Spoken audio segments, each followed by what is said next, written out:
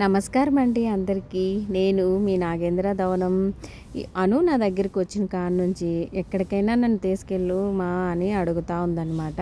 ఇక్కడ ఇంతకుముందు సిటీలో ఉన్నాం కాబట్టి మేము ఒక్కదాన్నైనా తీసుకెళ్లేదాన్ని. కాకపోతే ఇప్పుడు మనకు అంత అవకాశం లేదు. కోంపల్లి సైడ్ మారిన కాడ నుంచి ఆటో సదుపాయం కూడా ఉండదన్నమాట.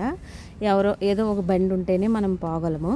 అలాగా ఎంగట్రా వచ్చిన తర్వాత బయటకంట తీసుకెళ్దామని చెప్పి రెస్టారెంట్కి తీసుకొచ్చినాము. ఇక్కడ ఇంతకుముందు అంటే ఇది రెండోసారి మేము రావడము. అను మాత్రం చికెన్ మటన్ ఏం తినట్లేదు, వెజిటేబుల్ రైస్ మాత్రమే తింటుంది. ఇక్కడ మానేసిందంట, ఓన్లీ గుడ్డే తింటుంది. మేము చికెన్ బిర్యానీ తెప్పించుకున్నాం, అనుకేమో వెజిటేబుల్ పులావ్ తెప్పించినాం అనమాట.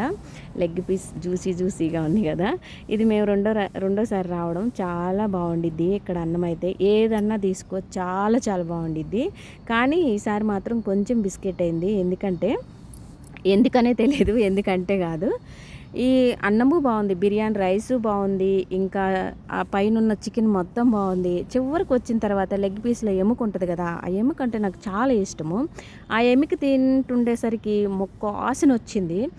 ఎందుకో నాకు తెలియట్లేదు ఇప్పుడు కూడా ఆ స్మెల్ ఎందుకు వచ్చింది అని. చికెన్ నిలవండడం వల్ల వచ్చిందా, లేకపోతే అసలు కొంత చికెన్ అలా ఉంటుందా అన్నదైతే నాకు తెలీదు.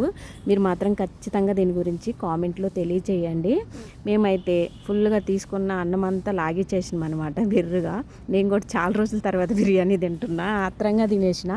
కొంచెం ఆ ఎముకనే కొద్దిగా నిరుత్సాహం అనమాట. ఇది విషయం. ఓకేనా, బాయ్.